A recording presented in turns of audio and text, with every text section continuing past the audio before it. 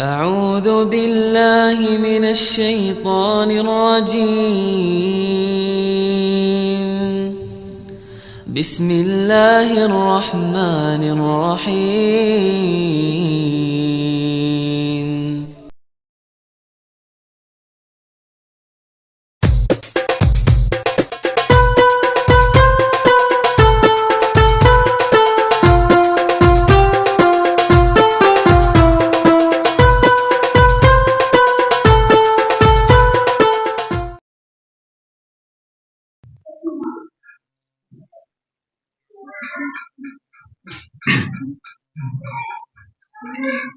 إن الحمد لله نحمده ونستعينه ونستغفره ونعوذ بالله من شرور أنفسنا ومن سيئات أعمالنا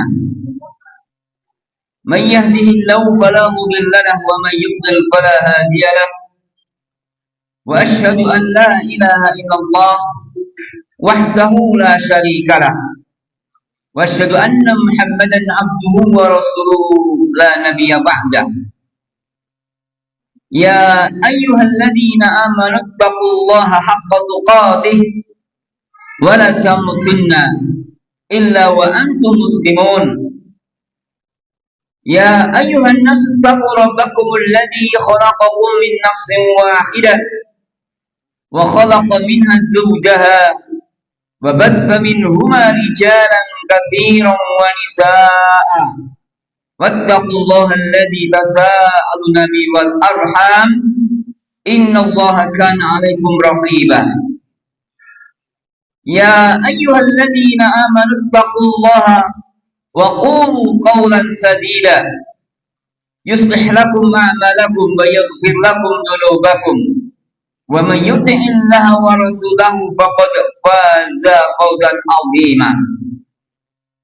أما بعد فإن أصدق الحديث كتاب الله وخير الهدي هدي محمد صلى الله عليه وآله وسلم وشر الأمور محدثاتها وكل محدثة بدعة وكل بدعة ضلالة وكل ضلالة في النار. اللهم صل وسلم وبارك على نبينا ورسولنا محمد وعلى آله وصحبه ومن اتبع هدى وجاهد في سبيله إلى يوم الدين. Kaum muslimin sidang Jumat yang kami muliakan, rahimani wa rahimakumullah. Setelah kita panjatkan pujian dan juga syukur kita kepada Allah yang senantiasa melimpahkan nikmat-nikmatnya kepada kita, juga senantiasa kita sampaikan salam dan salawat kepada Nabi dan Rasul kita Muhammad sallallahu alaihi wasallam, kepada keluarga beliau, para sahabat beliau, dan juga seluruh umat yang sasa menjalankan sunnah-sunnah petunjuk-petunjuk beliau hingga akhir zaman. Jamaah kaum muliakan, rahimani wa rahimakumullah. Tidak terasa kita sedang berada di penghujung bulan Dzulhijjah. Berarti sebentar lagi kita akan masuki yakni bulan Muharram. Jamaah kaum muliakan, bulan Muharram termasuk di antara satu bulan yang Allah muliakan, yang Allah agungkan. Allah berfirman, "Inna iddatash shuhuri indallah itsna asyara syahran fi kitabillah yauma khalaqas samawati wal ard minha arba'atun hurum dzalika ad-dinul qayyim fala tadlimu fihinna anfusakum." Allah berfirman dalam surat At-Taubah ini, sesungguhnya bilangan bulan di sisi Allah itu ada 12 bulan.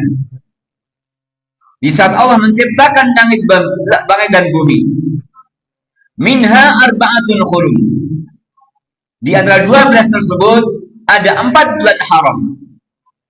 Dzalika ad-dinul qayyim, yang demikian merupakan di antara tanda yakni agama Islam, agama yang lurus. Fala tadlimu fihinna anfusakum, dan janganlah kalian berbuat zalim ketika kalian berada di 4 bulan tersebut. Nabi SAW beliau menjelaskan apa yang dimaksud 4 bulan haram tersebut. Beliau bersabda, "As-sanatu isna asyara syahran." Satu tahun itu ada 12 bulan. Minha arba'atun hurum. Dan di antara 12 bulan tersebut ada 4 bulan haram. Thalathatun mutawaliyatun. Yang 3 bulan berturut-turut, Dzulqa'dah wa Dzulhijjah wal Muharram wa Rajab Mudhar alladhi baina Jumada wa Sya'ban. Dan yang satu adalah bulan, yakni bulan Rajab, yang dia letaknya di antara Jumadil Akhir atau Jumadil Tsaniyah dan bulan Sya'ban. Maka bulan Muharram termasuk di antara 4 bulan yang tadi Nabi menyebutkan. 4 bulan haram adalah yang pertama bulan Dzulqa'dah yang sudah lewat, Dzulhijjah yang sekarang ada di dalamnya, Muharram, dan bulan-bulan yakni bulan Rajab. Kenapa bulan ini dikatakan dengan bulan haram?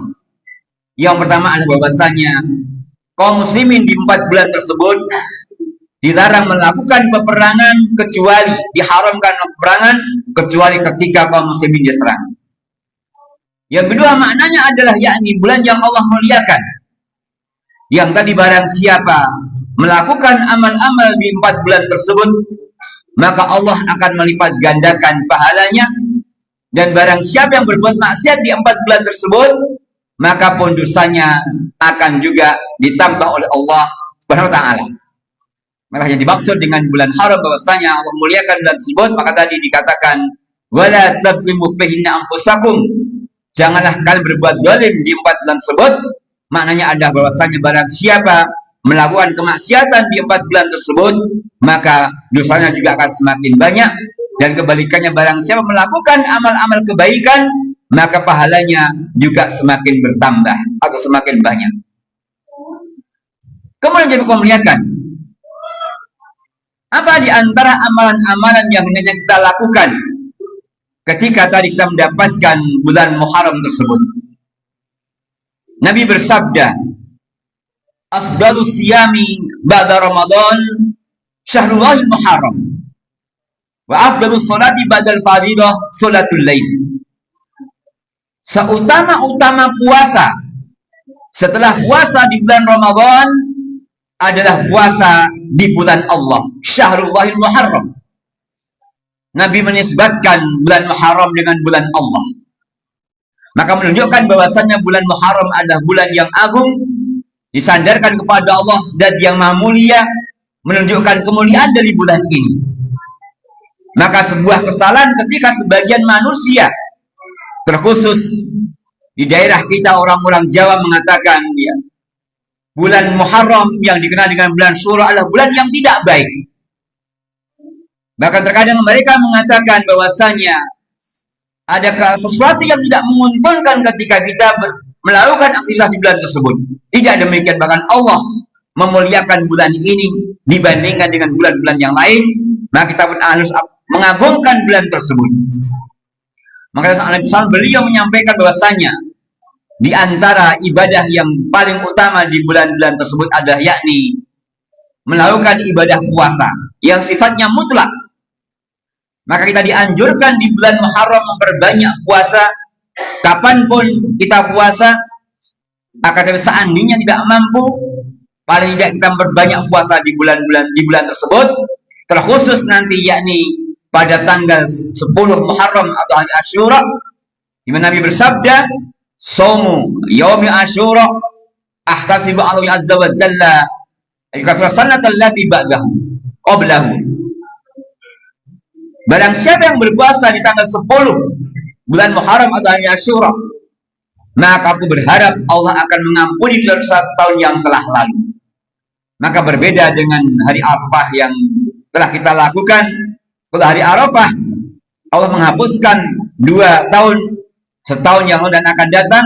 Sedangkan ketika di bulan Muharram, tanggal 10 Muharram atau hari Asyura, maka Allah akan mengampuni dosa kita setahun yang lalu. Dan para sahabat, mereka mengatakan jelas Allah. Orang-orang ahli kitab, mereka juga mengagungkan hari tersebut, dan mereka berpuasa juga pada tanggal 10 tersebut.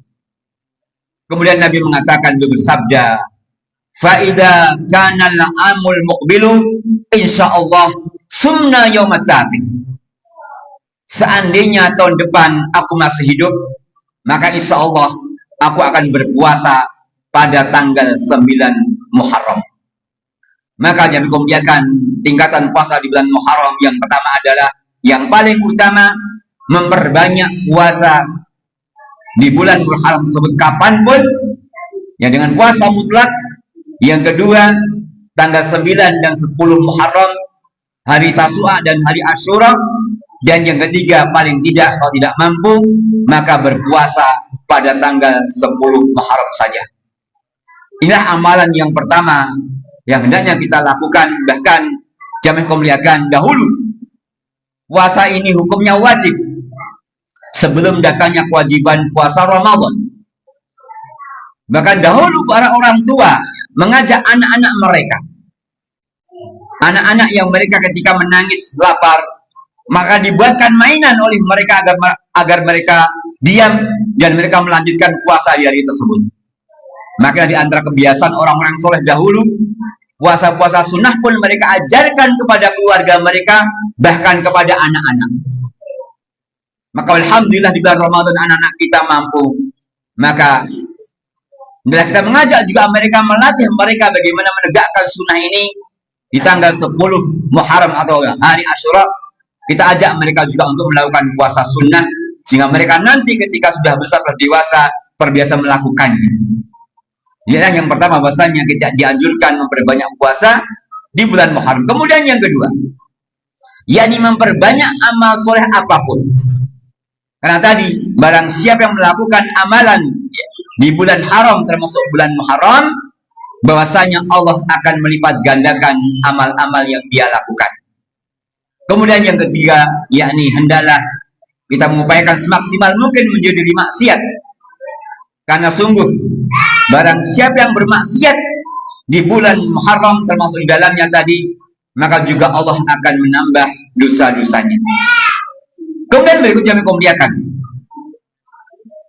Nabi SAW tadi menisbahkan bulan Muharram dengan yakni namanya Syahrullah, bulannya Allah. Makanya sebagai bantahan kepada orang-orang yang tadi mengatakan bahwasanya bulan Muharram atau bulan Syawal adalah bulan siang, bahkan hukumnya haram ketika di antara manusia mencela waktu.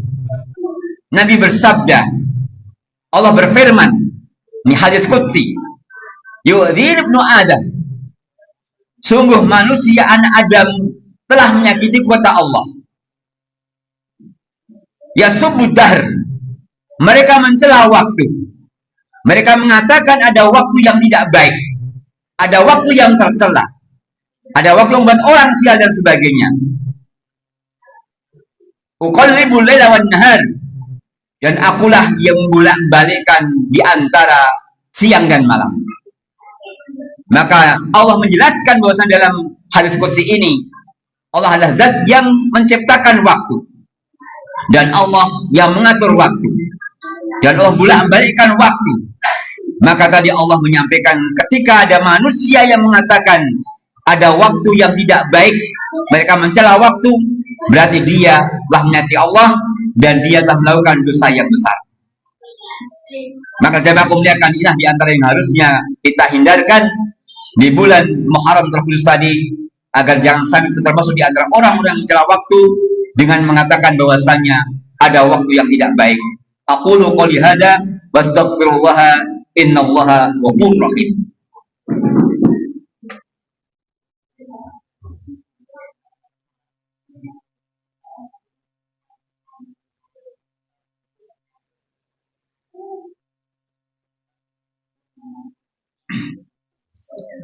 Alhamdulillah hamdan katsiran thayyiban mubarakan fi, mubarakan alaihi kama yuhibbu rabbuna wa yarda.